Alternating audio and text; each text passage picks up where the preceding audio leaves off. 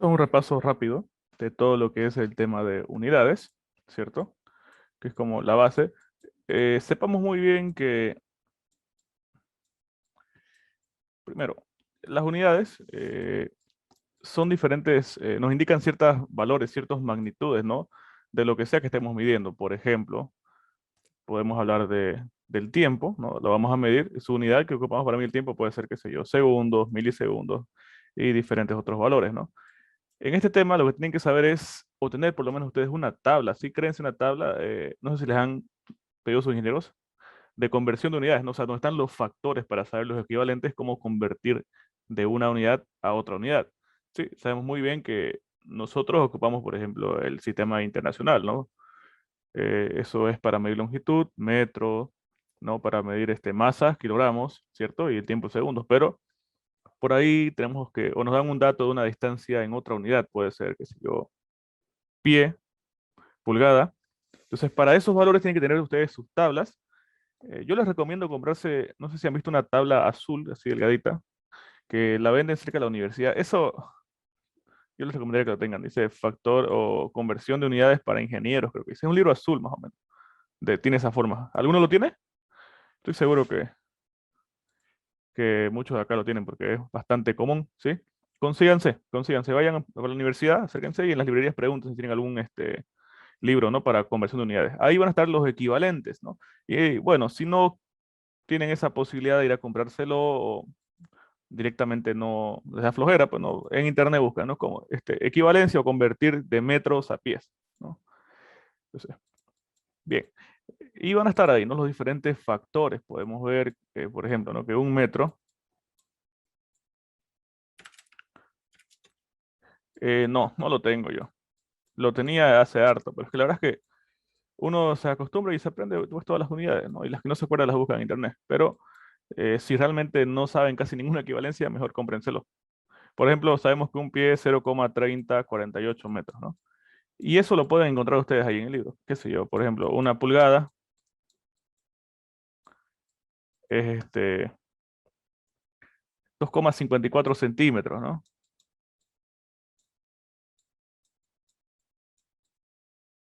Y un sinfín, pues, de unidades, ¿no? Qué sé yo, una yarda, 0,9144 metros. Después también para longitud tienen millas y otras unidades más que se inventan en el sistema, en el sistema inglés, ¿no? Que es donde es la mayor problemática, ¿sí? Para masa, por ejemplo, está la unidad de libra, ¿no? ¿Eso cuánto es? 453,6 gramos, creo, ¿no? Y cosas así. Entonces, lo primero que nada es conseguirse eso, pues, ¿no? Una tablita o un libro donde tengan todas esas conversiones. Ya con esas conversiones, cuando ustedes le den un ejercicio, ya con eso van a poder trabajar, ¿cierto? Bien, yo les voy a ir dando las equivalencias que vamos ocupando a medida que vamos planteándonos ciertos ejercicios. Entonces, por ejemplo, em, si yo quiero convertir de,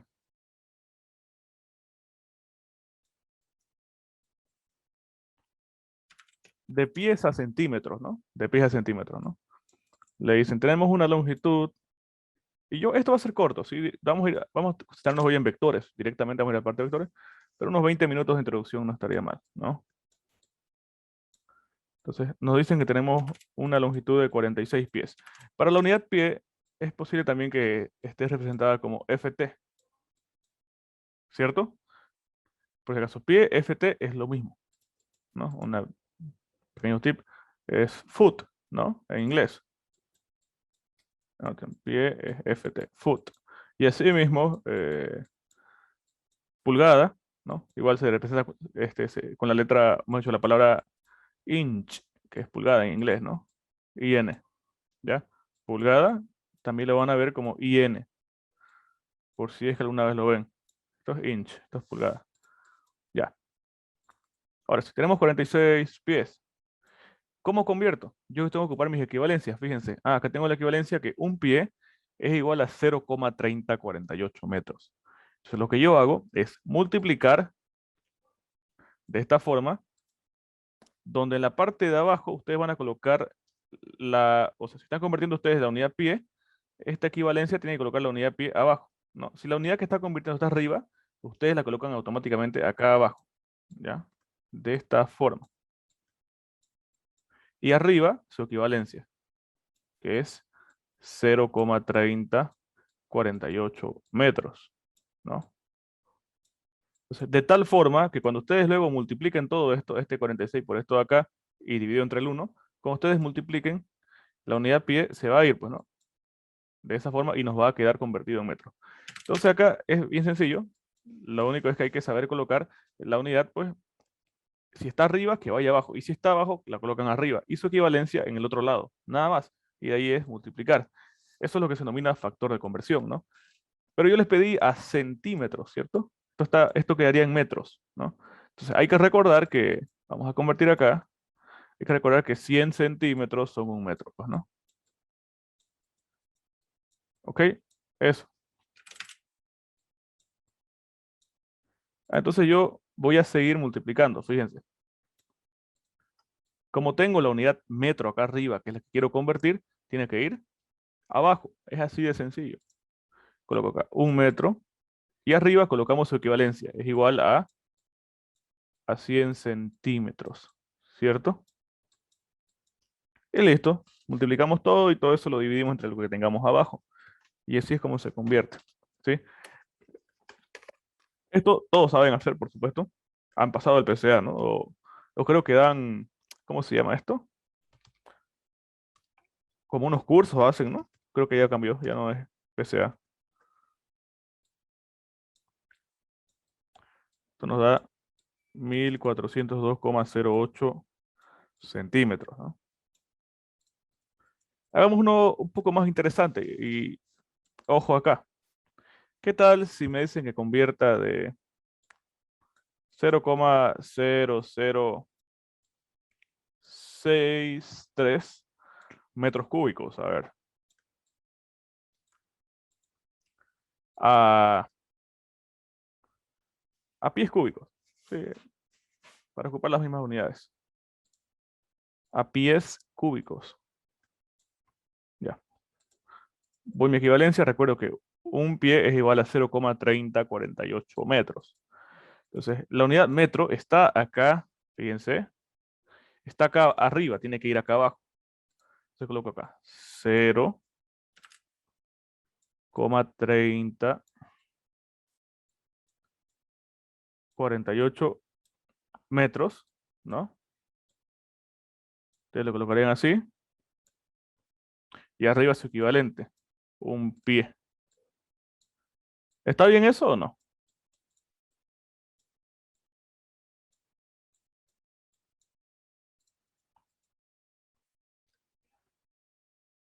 ¿Está bien eso o no?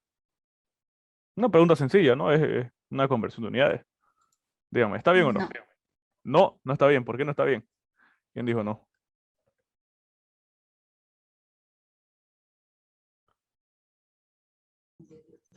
Yo lo elevaría al 0,3048 metros elevado al cubo, elevado al cubo. Ya, eso tiene que elevarlo al cubo, ¿no? Es cierto, hay que elevarlo al cubo acá. Entonces, ojo acá, cuando ustedes convierten estas unidades, esta es una conversión, fíjense, equivalencias lineales, de pie a metro. No dice de pies cúbicos a metros cúbicos. ¿Por qué? Porque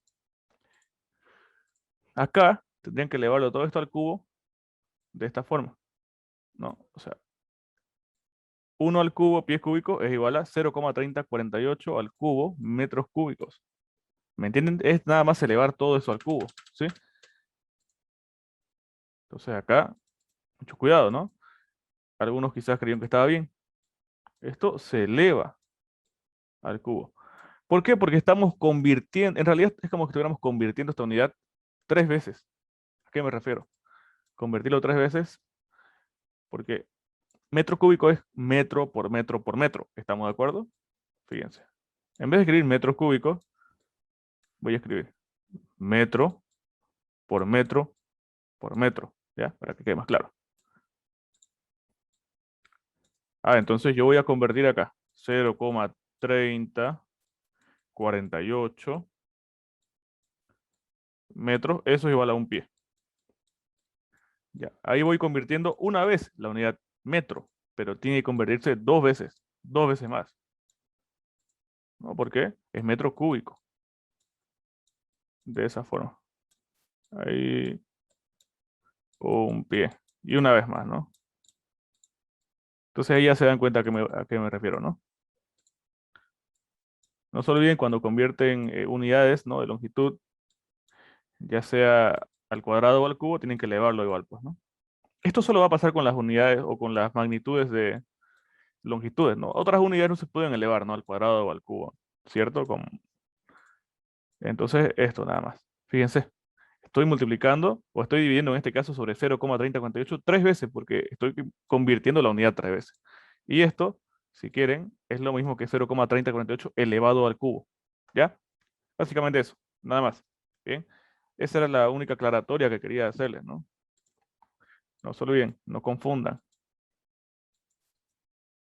Y esto ya les va a quedar en pies cúbicos, ¿no? Por supuesto, no lo van a hacer así cada vez, ¿no? No tienen por qué. Directamente lo hacen así. Elevan esto. ¿Y cuánto nos da? A ver. Sería 0,0063 dividido entre 0,3048 elevado al cubo, ¿no? 0,2224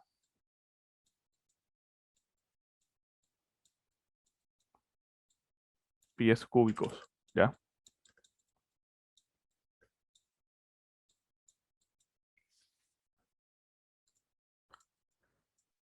Otra cosa importante que tienen que ver o tienen que aprenderse, son los múltiplos y submúltiplos que se ocupan para el sistema internacional, ¿no? Por ejemplo, y esto pues ya al menos conocer los básicos de memoria, ¿no? Estos múltiplos y múltiplos lo que hacen es multiplicar las unidades básicas, base, las multiplican por múltiplos de 10, ¿no? De 10 en 10 o de 1000 en 1000. Entonces, bueno, tenemos la unidad metro y si quisiéramos representar, qué sé yo, la cantidad de 5000 metros, como es tal vez demasiado grande el número 5000, es más fácil representarlo con la unidad kilómetro, ¿no? Que vemos que es un múltiplo. Todos sabemos esto, ¿no? 1000 metros son igual a un kilómetro. ¿Por qué? Porque adelante la unidad metro, que es la unidad básica, delante de esta unidad se encuentra este múltiplo K, el múltiplo de kilo, ¿cierto? ¿Cuánto vale el múltiplo kilo? Vale 10 al cubo, ¿cierto? Esto acá está en una tabla que se los voy a pasar enseguida y por supuesto que no es la única, no es el único múltiplo, hay bastantes, ¿no? Por ejemplo, si quiero representar 1.000.000 de metros, 1.000.000 de metros, ¿de qué forma sería la más corta? Ocuparían fíjense que esto es lo mismo que 1 por 10 elevado a la sexta, ¿cierto? Metros. Y 10 elevado a la sexta, ¿a qué múltiplo le corresponde?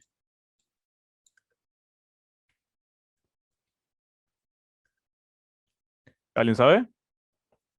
10 elevado a la sexta potencia, o 1.000.000, perdón, 1 por 10 elevado a la sexta. Esto de acá, ¿qué múltiplo es?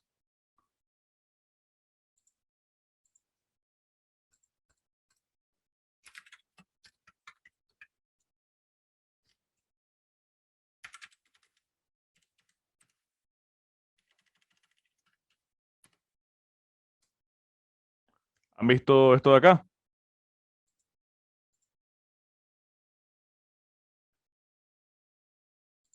Fíjense. Miren, cuando quiero expresar, ¿no? Algo que sea 1.000.000 de veces ese valor, puedo ocupar el prefijo mega, que vaya delante de mi unidad metro.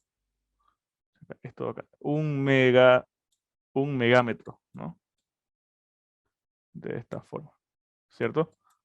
Por eso es que 1000 metros son igual a un kilómetro, ¿no? Porque tenemos el prefijo adelante del metro indicando de que esto es 10 al cubo veces más grande que el metro. O sea, es 1000 veces más grande que un metro. El prefijo lo indica, ¿no? Fíjense, esto es kilo, esto es 1000. y es la letra K. Sí. Hay una infinidad, pues, ¿no? Pero los que más van a ocupar son el kilo, mega, tal vez hasta tera, giga y tera, pero más grande que eso no. Y algo que va a ser muy común va a ser ocupar más bien los submúltiplos, ¿cierto? Los submúltiplos son para indicar cantidades más pequeñas, como son, si tuviéramos una distancia muy pequeña, como es este caso acá,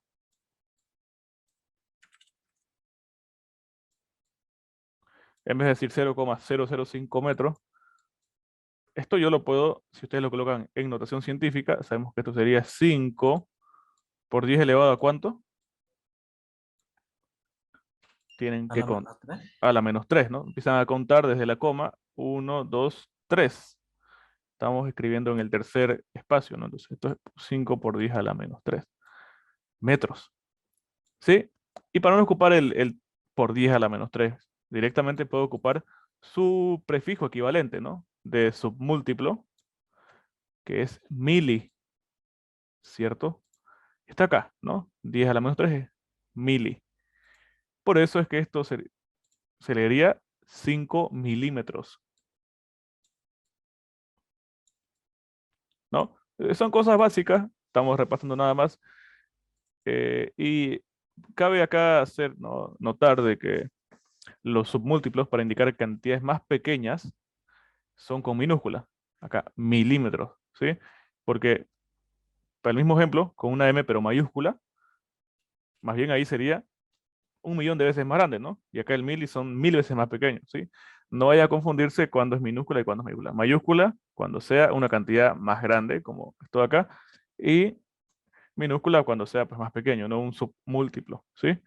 Busquen en internet si no saben esta tabla de acá, y básicamente eso, ¿no? Para representar cantidades muy pequeñas o muy grandes, ocupando estas unidades básicas y que no sea mucho más fácil, ¿no? Para en vez, porque es muy incómodo decir, qué sé yo, 1 millón o 1 por 10 a la sexta, ¿no? Cuando vamos a decir directamente 1 megámetro, ¿no?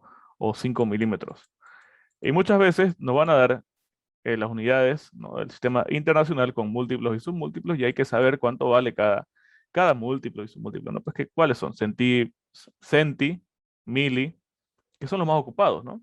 Tal vez micro, que va a 10 elevado a la menos 6, ¿no? Y tal vez nano, 10 elevado a la menos 9, para valores muy pequeños, ¿sí? No vamos a hacer ejercicios de esto porque a medida que vamos avanzando ya irán apareciendo, ¿no? Pero vale hacer recuerdo en eso ahorita, ¿no? Y si no lo saben, repásenlo.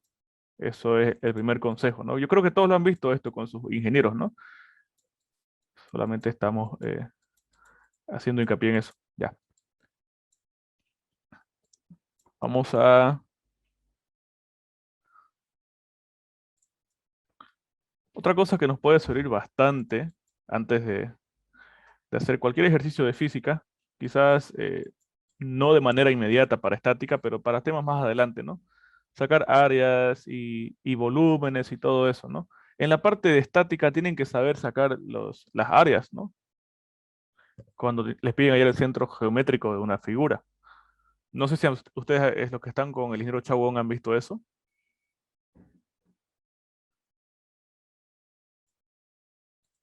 Centro geométrico.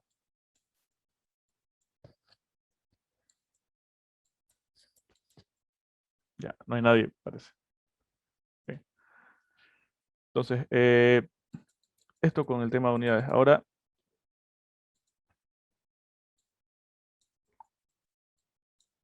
esto acá lo doy porque igual es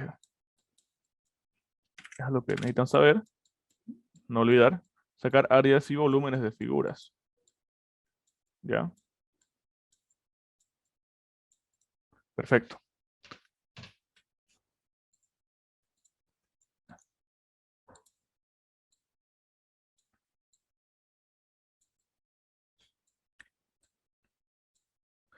Sabemos que el área es todo el espacio en un plano, ¿no? Que está contenido dentro o delimitado de alguna figura. En este caso queremos hallar el área, lo que esté acá pintado pues de verde dentro de ese cuadrado o rectángulo, como quieran llamarlo. Eso de ahí adentro. Si yo les digo que las magnitudes, ¿no?, de este rectángulo, bueno, lo dibujé bien cuadrado, pero va a ser un rectángulo.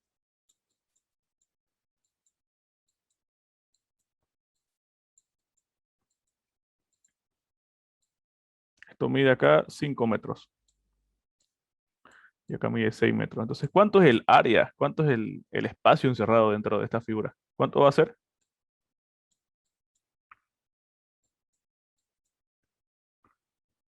30 metros al cuadrado. 30 metros cuadrados, ¿no? Perfecto, eso, nada más.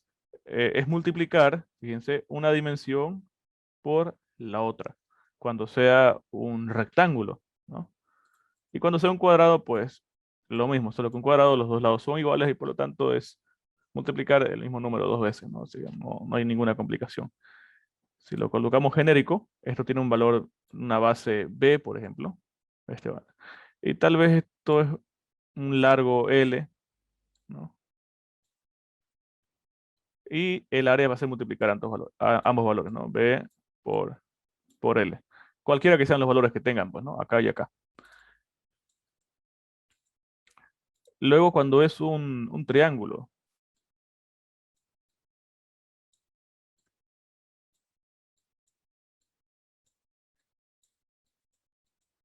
cuando es un triángulo, ¿cuál es la fórmula? Si esto tiene, por ejemplo, valor B,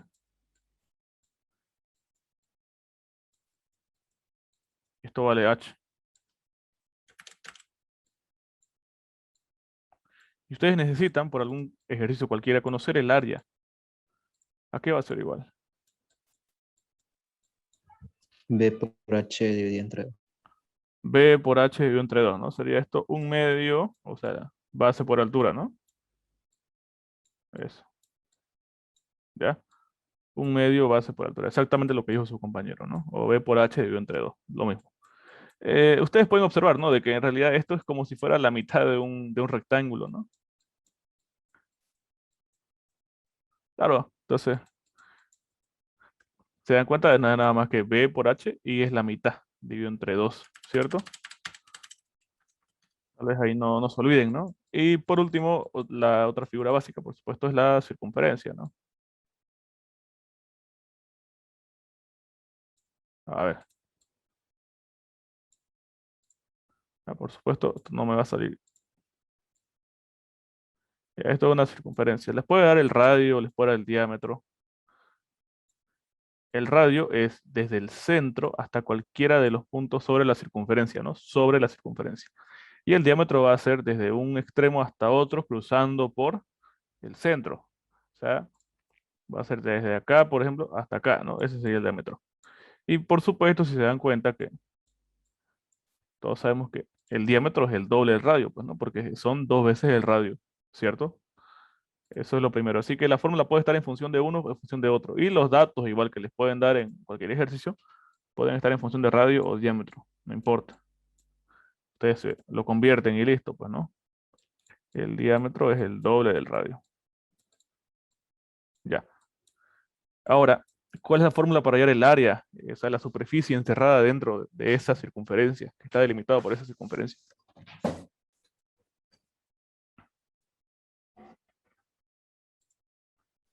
Yo siempre usé la de pi por radio al cuadrado. ¿Ya? Bien, pi por radio al cuadrado, ¿no? Está en función del radio. Perfecto. Si ustedes le dan el diámetro, pues dividen el diámetro entre dos, o sea, sacan la mitad del diámetro, ese es el radio, y lo reemplazan, ¿no? Y listo. O si le dan el diámetro y pueden ocupar la otra fórmula que esté en función del diámetro, si quieren, como ustedes lo vean conveniente, pues, ¿no? Ya, a ver, yo sé que el radio es la mitad del diámetro, ¿no? Hasta acá está clarísimo, ¿no? Porque si esto lo mandan a dividir, el radio es la mitad del diámetro, por supuesto. Entonces, en vez de radio le coloco diámetro sobre 2. Y todo esto al cuadrado, ¿no? Cuando ustedes elevan al cuadrado, fíjense que tienen que distribuir el exponente tanto al numerador como al denominador, ¿no? De forma tal de que me queda pi por diámetro al cuadrado dividido entre 4, ¿no? Eso. Entonces la fórmula que ustedes prefieran. Si está en función del radio, esto. Si está en función del diámetro, este. Y si no, pues igual lo convierten y ocupan una única fórmula. No es más, ¿ya? Aparte del radio, aparte, perdón, de las áreas, es decir, las superficies encerradas dentro de la figura, también en algunos casos tienen que conocer el perímetro, ¿no? Ustedes saben qué es el perímetro. Es una longitud, ¿no?, lineal de todo el borde de la figura, ¿no? Todo este borde de la figura. Entonces, fíjense que está sencillo, pues, ¿no? Si nosotros sabemos que esto vale B, usted tiene que sumar lo que mida esto, más lo que mida esto, más lo que mida esto, y más lo que mida eso. Ese va a ser el perímetro, es la distancia del borde, ¿no? Si esto fuera, qué sé yo, un terreno, y ustedes necesitan conocer cuánto le van a colocar, ¿no? El clásico ejemplo de mallas, ¿no? Para encerrar esa área, pues tiene que ocupar el perímetro, ¿no? El valor del borde de este cuadrado, ¿no? Perímetro P. Voy a sumar esto más esto más esto más esto. Sería base más L más base más L. Como se repite la base tanto acá como acá, y la L tanto acá como acá, pues le coloco, ¿no? 2 veces la base más 2 veces H, ¿no? Esto más esto. Bueno, estoy colocando L, ¿no? Acá. Ya, eso. El perímetro para este triángulo va a ser este más este y más este otro de acá. Acá la fórmula cambia un poco, pues, ¿no?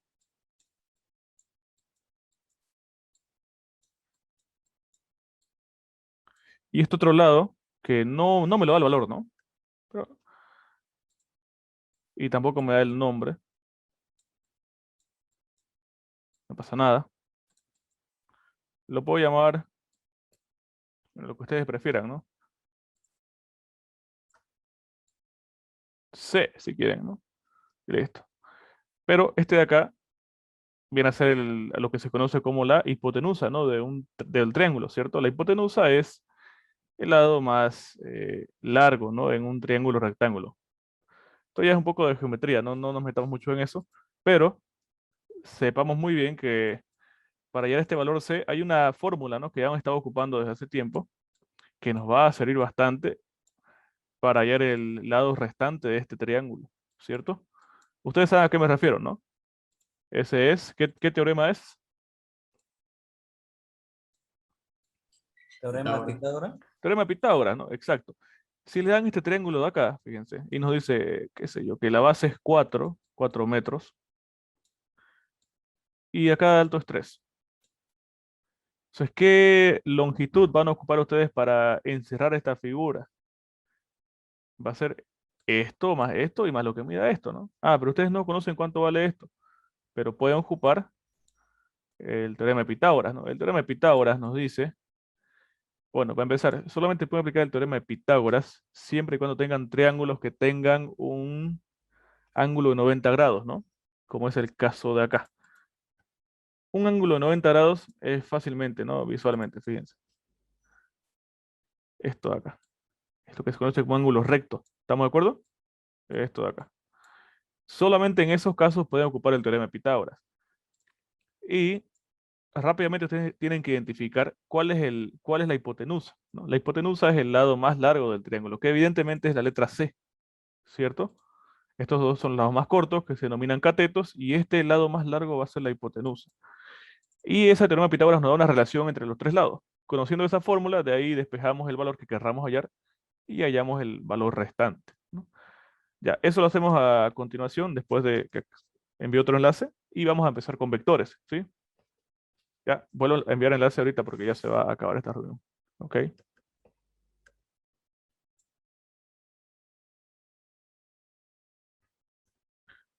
Ok, primera cosa, bueno, segunda cosa importante, ¿no? Esto de acá, en el tema de áreas y volúmenes, y en el tema de geometría, pues, ¿no? De forma general, entra esto, el teorema de Pitágoras, ¿ya? Este teorema de Pitágoras nos va a relacionar, que dijimos, los tres lados del triángulo. Es decir, si conocemos dos lados de este triángulo rectángulo, vamos a poder hallar un tercer lado que nos falte. Y muchas veces nos va a ser de mucha ayuda, ¿sí? Cuando decimos triángulo rectángulo, nos referimos a lo que mencioné hace rato, los triángulos que tengan ángulo 90 grados. El ángulo 90 grados es pues recto, así. Es un ángulo como se ve acá, fíjense. por ejemplo, en un arco de fútbol, ¿no? Ahí está, los 90 grados. ¿Sí? Ustedes saben identificarlo, 90 grados. Esto de acá. ¿Ya? Y recordando, en un triángulo rectángulo se denominan catetos a los lados más pequeños de este triángulo y el lado más largo se denomina hipotenusa. La fórmula nos dice que la suma de los cuadrados de los catetos, es decir, este de acá, los catetos al cuadrado, la suma de los cuadrados de los catetos es igual a la hipotenusa al cuadrado. De acá despejo C, está elevado al cuadrado, lo paso a como raíz, ¿cierto? Y ya está. Esto es 3 al cuadrado, 9 más 16, 25, raíz de 25 es 5. Entonces, fíjense con esta pequeña ecuación, yo ya pude hallar eh, el valor, pues, de este último lado, ¿no? Y fíjense que ya puedo conocer el perímetro, es la suma, ¿no? Este 3 más 4 más 5, todo eso da 12, ¿no? El perímetro, 3 más 4 más 5, 12 metros. Yo sé que voy a ocupar 12 metros, qué sé yo, de malla, por ejemplo, para eh, cubrir, ¿no? Todo el terreno de acá. Y listo, ¿no? Esta relación de acá, pues, nos sirve para hallar cualquiera de los valores. ¿A qué me refiero con cualquiera? Fíjense, si yo conociera, quizás en este caso, que esto mide 13 y este mide 5, puedo hallar este lado de acá, ¿no? Ahora recordemos, el teorema de Pitágoras nos dice que la suma de los cuadrados de los catetos es igual a la hipotenusa, o sea, el lado más largo, elevado al cuadrado. ¿Los catetos cuáles son? Son este y este. ¿Por qué? Porque son los lados más cortos. Gráficamente me doy cuenta que son los lados más cortos, ¿no? Y si quizás uno nos dice, no, pero me puedo equivocar, no sé cuál es el lado más largo. Es sencillo, el lado más largo siempre va a ser el que se encuentre, fíjense, el ángulo de 90 grados, el lado más largo se encuentra opuesto al ángulo de 90 grados, ¿no? Entonces sabemos que este es el lado más largo, sí o sí, ¿ok? Sí o sí es el lado más largo, la hipotenusa, el que está opuesto al ángulo de 90, ¿ya? Entonces, por ende, estos acá son los más cortos, son los catetos. Yo coloco los catetos, la suma de los cuadrados de los catetos es igual a la hipotenusa al cuadrado. Y de acá despejo X, ¿no? Todo esto de acá, que si quieren ya todo este 5 al cuadrado lo paso a este lado, ¿no? Como estaba sumando, pasa a restar, ¿cierto? Y luego, como está elevado al cuadrado, pues ocupo raíz y me va a quedar esto, ¿no? Y ya está. ¿Cuánto me da esto? Creo que es 169 menos 25, 144. Raíz de 144 es 12, ¿no? 12, pues, lo que mida, ¿no? Pongámosle en metros, por ejemplo. Y así, ¿no? Es bien sencillo y muy útil. Muchas veces nos va a tocar esta situación. Tengamos esta perpendicularidad entre dos lados y queremos ir al lado más largo. ¿Cómo se hace? Pues teorema de Pitágoras, ¿no? Y listo. Ya. Entonces, esto nos va a dar un uso pues, en muchas ocasiones. Para nuestro ejemplo que hicimos ahorita va a ser para hallar el último lado que nos faltaba y luego sumar los tres lados era el perímetro, ¿no? Y ya está. Nada más. Volviendo nuevamente donde estábamos, todo este tema de las áreas eh, y perímetros, ¿cierto? Ya presentamos esta ecuación de acá que nos sirve para hallar, en el caso del círculo, ¿cierto? El área o la superficie que está pues dentro, ¿no? De esta circunferencia, ¿no? Que es igual a pi por radio al cuadrado. Y si yo quiero hallar el valor de este borde, o sea, el perímetro de esta circunferencia, igual hay una fórmula, pues, ¿no? ¿Cómo hallo el perímetro? O mejor dicho, ¿cuál es la fórmula para hallar ese perímetro? Es igual a 2pi por r, ¿no? O lo que es igual, diámetro por pi. Sí, porque 2 veces 2r es igual a diámetro, ¿no? Y ya está. Esto de acá, sáquenle una foto. Y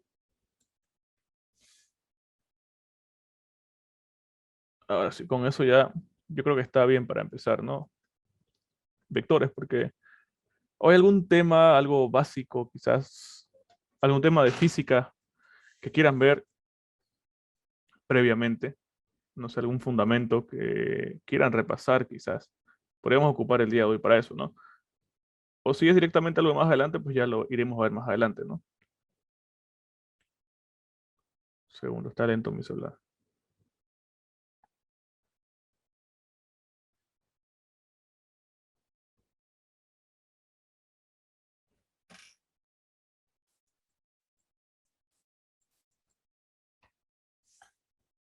Ya, bien.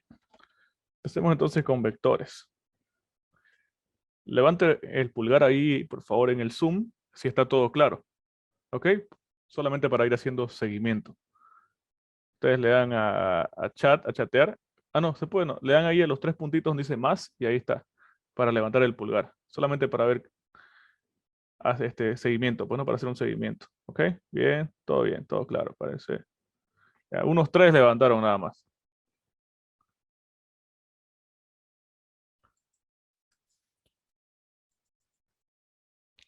¿Práctico de vectores les dieron o no?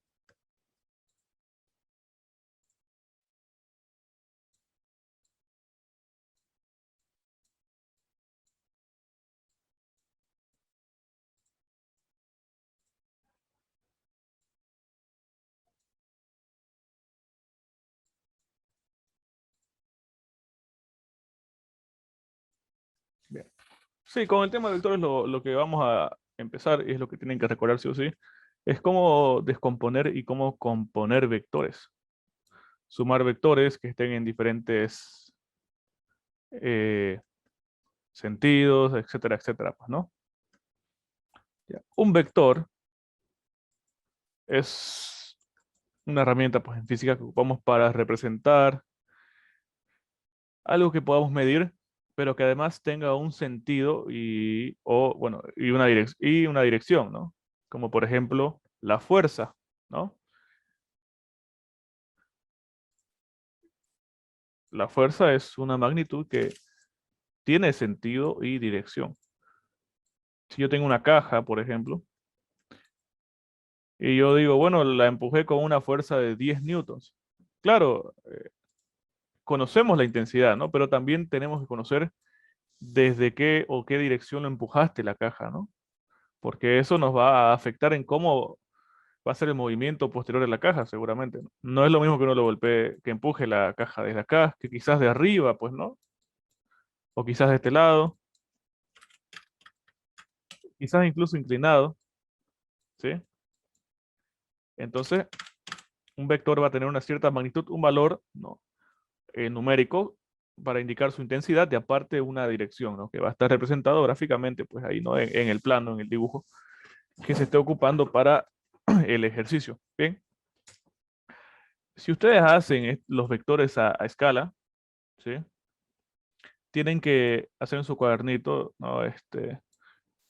Darse a ustedes, ¿no? La misma escala. Por ejemplo, yo puedo decir de que cada cuadrado es un valor de 1, una unidad.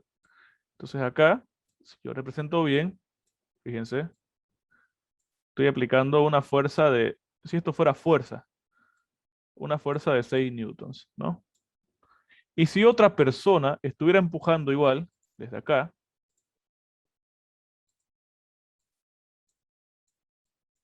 ¿con qué fuerza sería eso? Cuenten, pues no serían 2 cuadros, ¿no? Sería 2 newtons. Y la suma, en estos casos, de 6 más 2 sería pues la fuerza total con la que se está empujando, ¿no? Sería una fuerza de 8 newtons, ¿cierto? Esa es la fuerza total con la que estoy empujando la caja. Bien.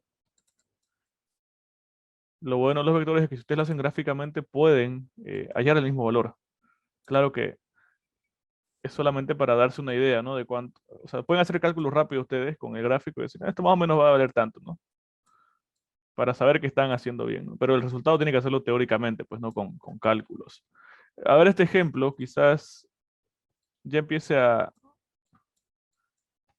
generar ciertas, bueno, todavía no, ciertas dificultades. El siguiente ejercicio tal vez sí.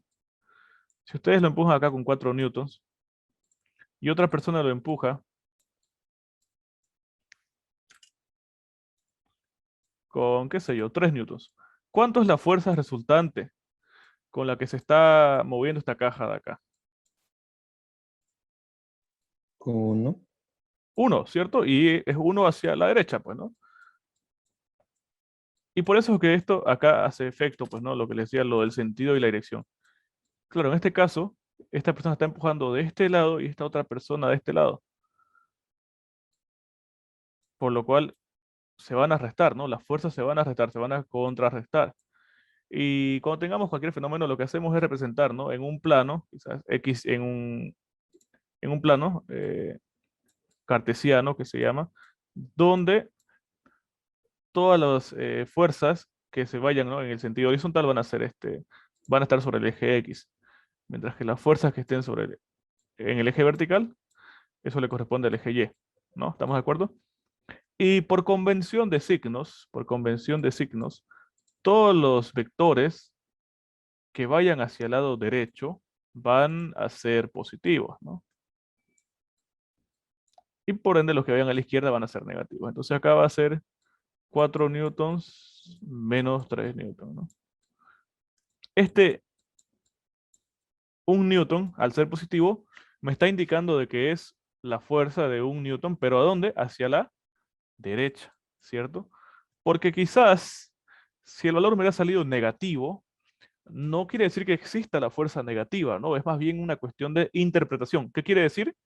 Si salía negativo, quiere decir que se estaba empujando con, por ejemplo, 1 newton, pero hacia la izquierda, ¿no? Si nos hubiera salido así, si nos hubiera salido menos 1 newton. La intensidad de 1 newton, ¿pero a dónde? Como es negativo, quiere decir a la izquierda. Muchas veces el signo negativo es eso, nada más, cuestión de interpretación, ¿bien? Y este otro caso, igual, supongamos que estamos empujando una caja y yo les pregunto, ¿cuál es la fuerza resultante con la que se empuja esta caja?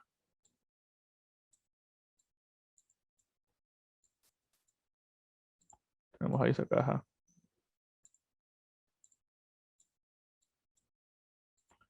Una persona lo empuja con una fuerza de 5 newtons y otra persona con una fuerza de 4 newtons. ¿Cuánto es la fuerza resultante?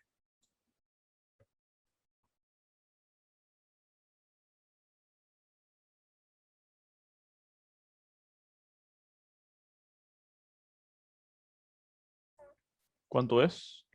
9. ¿Cuánto es la fuerza resultante acá? ¿9? Sí. ¿Por qué es 9? ¿Están de acuerdo sus compañeros o no? Lo está sumando directamente. 5 más 4, 9. Oh, habría que descomponer primero. Ya, ¿por qué habría que descomponer? Está bien lo que dicen sus compañeros, ¿no?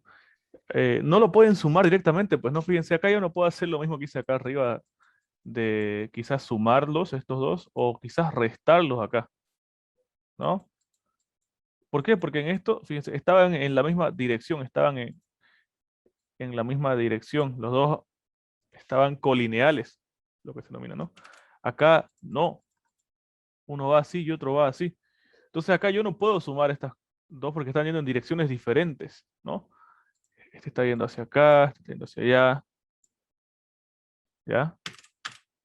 Pero como les decía, los vectores los representamos geométricamente, ¿no? Como esto acá, una flechita, ¿no? Un palito con una flechita, ¿no? Donde el palito indica, mientras más largo sea el palito, indica que es mayor la fuerza, ¿no? O mayor el valor que estemos midiendo, y la flecha indica el sentido. Entonces acá, al ser cosas geométricamente, o sea, que las podemos plasmar geométricamente, podemos jugar con ellas, ¿no? Y lo que podemos hacer es que este vector de acá, podemos hallar un equivalente, lo que se llama descomponer.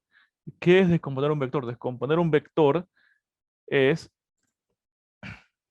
hallar su equivalente, fíjense, de las proyecciones, ¿no? de este vector en los dos ejes. Es decir, acá y ahí. De esa forma. ¿Ya? A ver.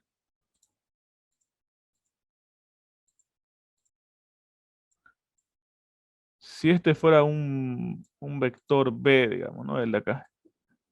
Todo este vector largo. Esto acá va a ser su componente en X, su componente horizontal, y este de acá va a ser su componente vertical. O sea, ustedes pueden dividir un vector, fíjense, dividen este vector en dos componentes. Uno que esté o que tenga dirección del eje X, miren, dirección del eje X, y uno que tenga una dirección en el sentido del eje Y.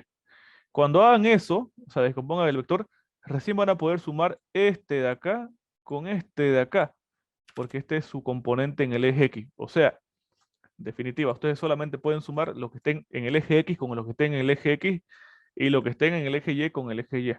Eso en principio, ¿ya? Sí, porque están en la misma dirección, ¿ok? ¿Y cómo yo descompongo? ¿Cómo yo el equivalente de ese vector? Es lo que vamos a ver ahorita, ¿ya? Es bien sencillo, ¿ok? Al fin de cuentas vamos a ver que es con trigonometría nada más que se logra la descomposición. Ya ustedes si quieren lo toman como fórmulas. Si tengo un vector B, o sea, su longitud es B. Puede ser 10, 20, lo que sea. Pero genéricamente le colocamos B. Y tiene un ángulo alfa, ¿no? Que es el ángulo. Ahora, fíjense, ¿este ángulo qué ángulo es?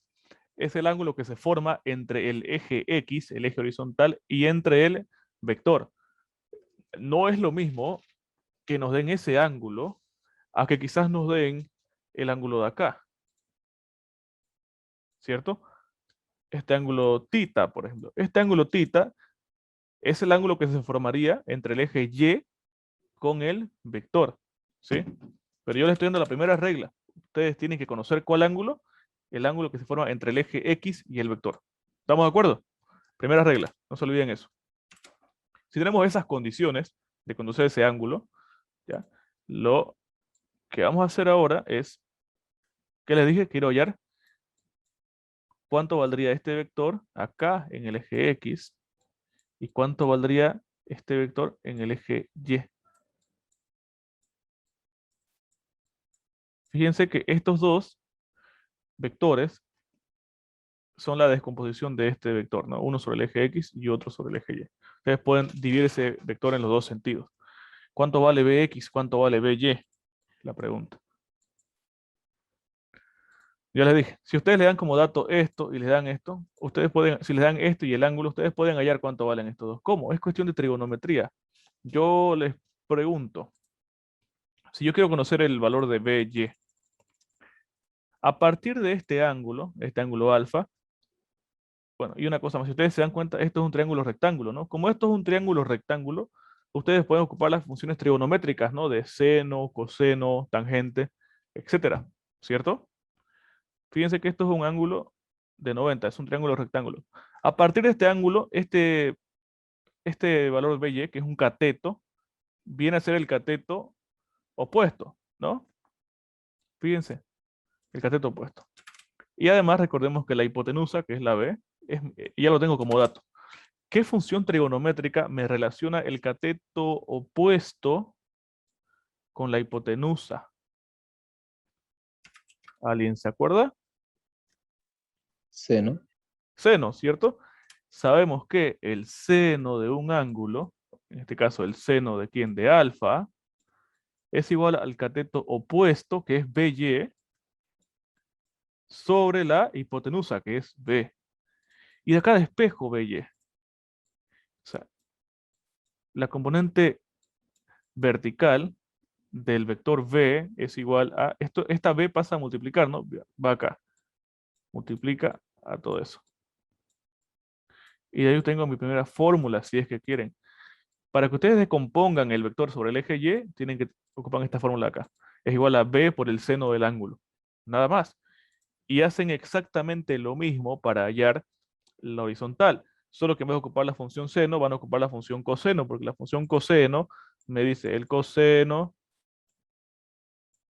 de un ángulo, en este caso el ángulo alfa, es igual al cateto adyacente, o sea, el cateto que está al lado, sobre la hipotenusa que es B. Y de ahí despejan.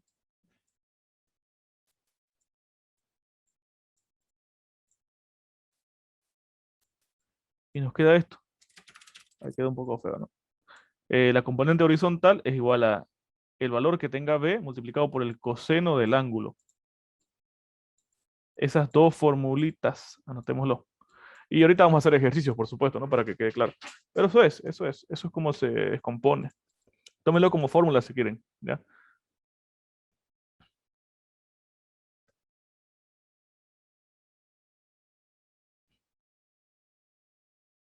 A ver, ya, ahora sí. Bien.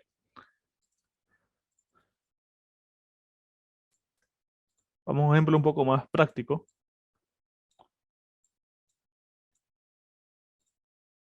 Cada clase vamos a ir subiendo, pues, un poco la dificultad, ¿no? Entonces todo va a ser más básico. Y si tienen alguna duda, pues es bueno que la hagan, ¿no? No pasa nada, para eso se supone que son las ayudantías, ¿no? Tienen una duda, la hacen. Pongámonos esto, nos dan un vector, es una fuerza de 15 newtons y tiene un ángulo de, qué sé yo, 37 grados. O sea, se encuentra en dirección de 37 grados con respecto al eje X. Ya. ¿Cuánto valdría ese vector descompuesto acá, en el eje X? ¿Cuál sería su componente del vector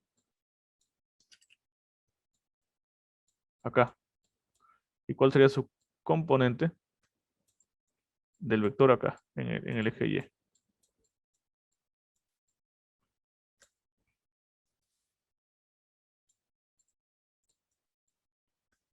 Ocupo las fórmulas, pues, ¿no? Para hallar su componente, fíjense, todo acá,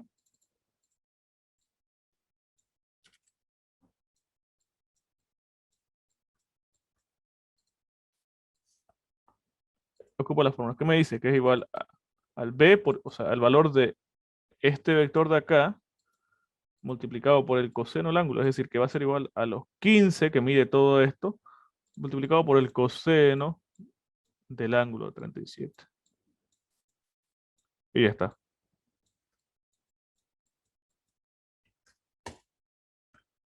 ¿Cuánto nos da eso? 15 por coseno de 37, 11,98 newtons.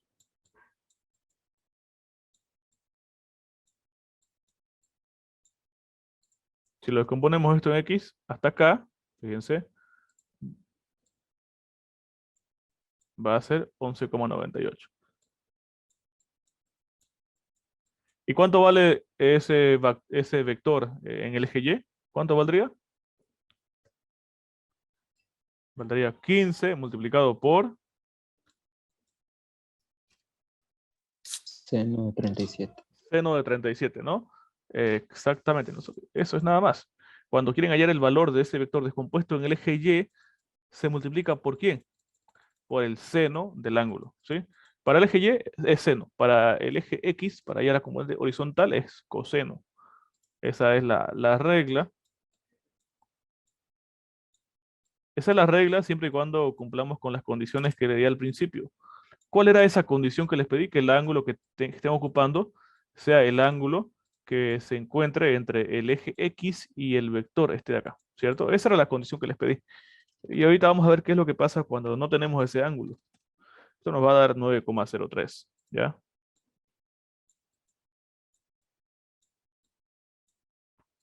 ¿Listo? Otro.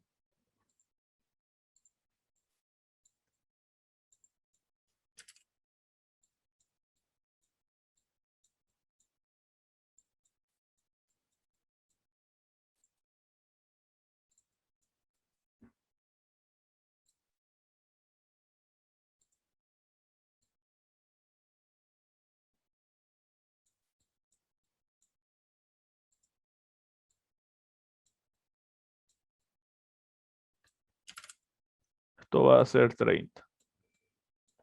Y esto vale 28 newtons. Ya. ¿Cuánto es el valor de sus componentes de este vector? el valor acá en X y de su componente en Y. Fíjense que sus componentes gráficamente llegan, ¿no? Hasta la proyección, ¿no? Es la proyección desde acá hasta el eje, ¿no? Este vector se mueven así hasta que choquen con el eje, ¿no? Ese es el valor de ese vector, gráficamente. Ya. Entonces, ¿cuánto vale esto? ¿Cuánto vale esto? ¿Cuánto valdría Bx, la componente horizontal del vector? Sería 28 multiplicado por ¿cuánto?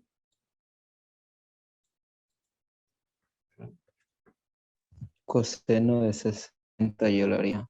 Pero Ya dice 28 por coseno de 60. ¿Está bien su compañero, sí o no? ¿Están todos de acuerdo? ¿Alguien que no esté de acuerdo? No sería por el seno, ¿Por el seno de quién? por el seno de 30. Y si les digo que los dos están bien, en realidad los dos están bien. Uno me dijo 28 por coseno de 60. Otro me dijo 28 por seno de 30. ¿Ya? Las dos respuestas están bien, no vale el mismo valor numérico. ¿Bien? Compruébenlo si quieren. Cualquiera es válido. ¿Bien? Voy a empezar con la más fácil, la que yo hallo más fácil es esto de acá. Yo les dije que estas fórmulas que les estaba dando solamente van a servir cuando tengan el ángulo que se forma entre quién, entre el eje X y el vector, ¿no? Como yo no conozco ese ángulo, lo que hizo su compañero fue hallarlo, ¿cierto? Y yo como sé cuánto vale este ángulo que me falta, o sea, el ángulo que quiero hallar es el de acá en realidad, pues, ¿no? Con este es el ángulo que debo trabajar, ¿no?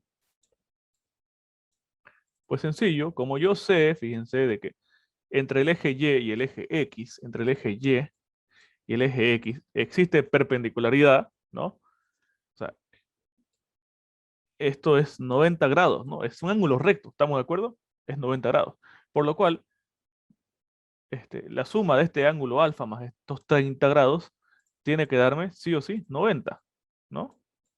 Son ángulos complementarios, ¿se acuerdan? Eso han escuchado antes, ¿no? Son ángulos que se suman y dan 90 grados, ¿no? Claro, esto es básicamente aplicado, ¿no?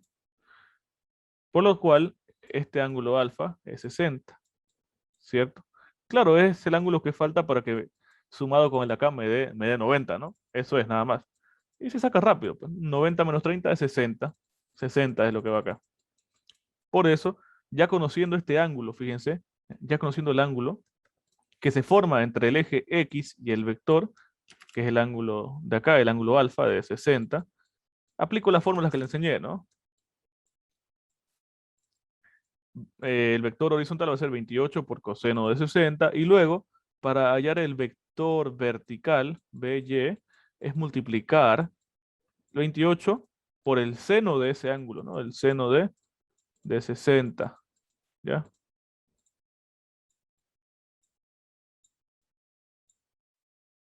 Y ya está.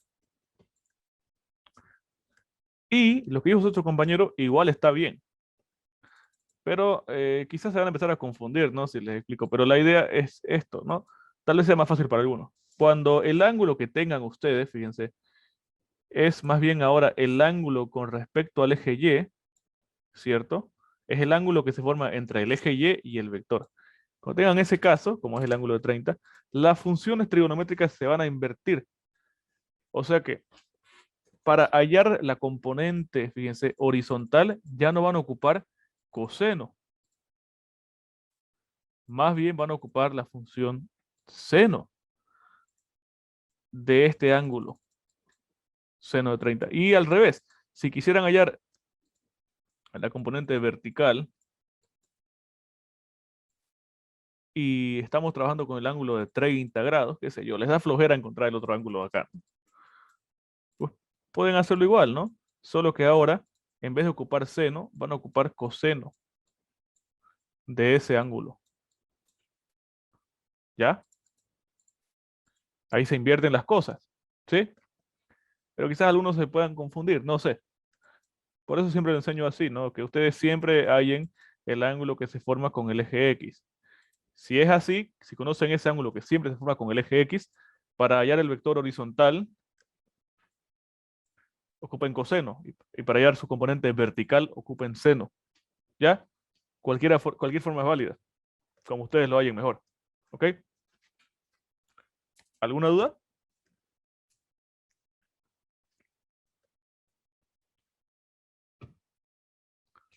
Espero que se esté entendiendo, ¿sí? Eso es descomponer vectores, ¿ya? Y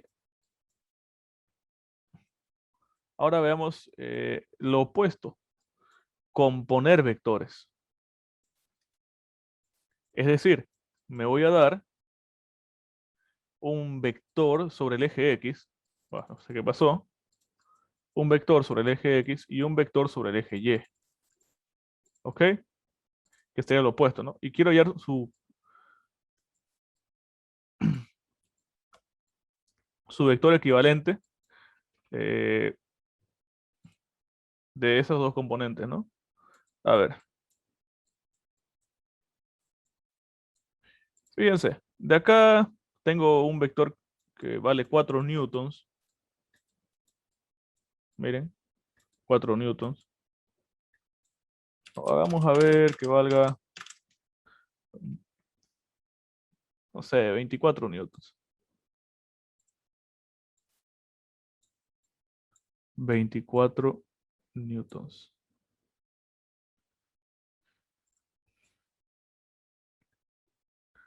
Lo voy a tratar de hacer a escala, más o menos. Ya cada cuadrito son 6 unidades, ¿ya? Y otro vector que valga 5, por ejemplo. Sería hasta ahí más o menos, ¿no? Porque cada cuadrito son 6, ¿ya? Este es el vector que está en el eje X. Y este es el vector que está en el eje Y. Dijimos que no podía yo sumar vectores, ¿no? Fíjense, no puedo sumar vectores que no, como esto de acá, que no se encuentren en el mismo eje, ¿no? O sea, que no estén en la misma dirección, ¿cierto? Eso es muy cierto. Pero, si estos vectores son perpendiculares, como es el caso de acá, este va en el eje X, este en el eje Y, hay una fórmula que me ayuda a hallar la suma de este vector con este otro vector, ¿ya? Y esto viene de la siguiente teoría, ¿ya? Gráficamente, la suma de vectores, ¿cómo se hace? ¿Ustedes saben cómo hago la suma de vectores gráfica?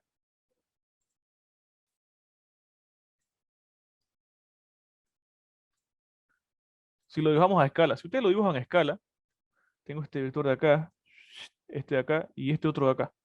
Si yo quiero sumar un vector, lo que voy a hacer es, voy a mover o trasladar un vector donde acabe el otro, ¿no? Miren, este vector de acá lo voy a trasladar acá, donde acaba el otro vector. El otro vector partió desde acá, desde el centro, ¿no? Llega hasta acá.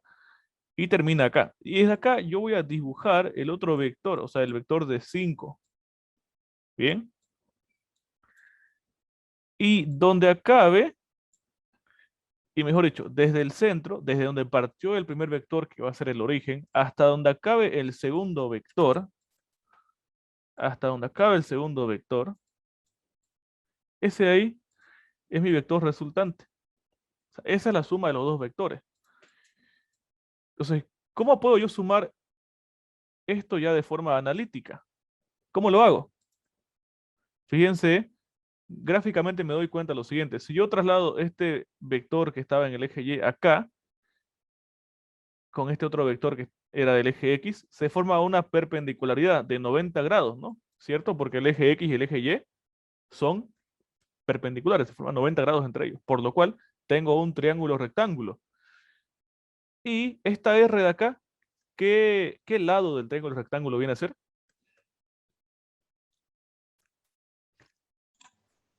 Hipotenusa.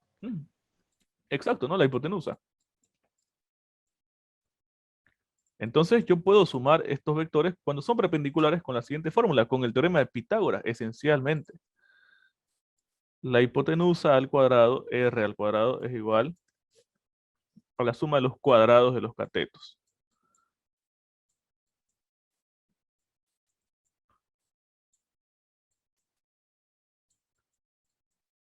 Y esto pasa como raíz, ¿no? La siguiente clase vamos a hacer ejercicios más, bueno, largos, complejos, ¿no? Ahorita hoy solo quería hacer una introducción porque la mayoría no ha avanzado nada. Quizás los de el ingeniero Chabón están un poco adelantados, pero ya veremos qué hacer con eso en la siguiente clase. Ya, eso es. Y ustedes lo colocan ahí, ¿no? Van a colocar en la fórmula 5 al cuadrado, perdón, en el eje X es 24, ¿no? Ya, 24 al cuadrado más 5 al cuadrado. ¿Cuánto me da todo esto, por favor? Debería dar algo de 25, supongo, no sé, a ver. 24 al cuadrado más 5 al cuadrado. Todo esto me da 24,5153.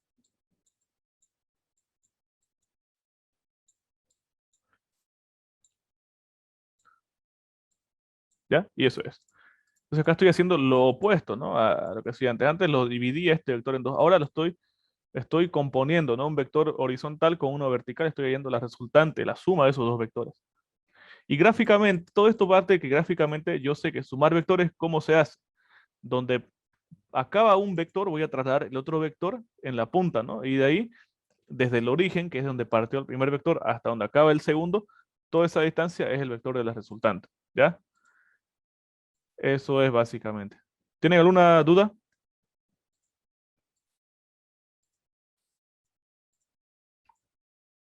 Espero que se entienda. Es sencillo, no es solamente sumar este vector, uno que sea horizontal y otro vertical. Ustedes trasladan el vector de acá a acá y se dan cuenta que forman 90 grados. Aplico el teorema de Pitágoras, ¿sí?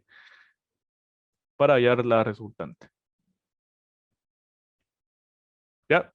Nos vemos el otro domingo, ¿sí? Ya vamos a hacer ejercicios más largos, ¿ok?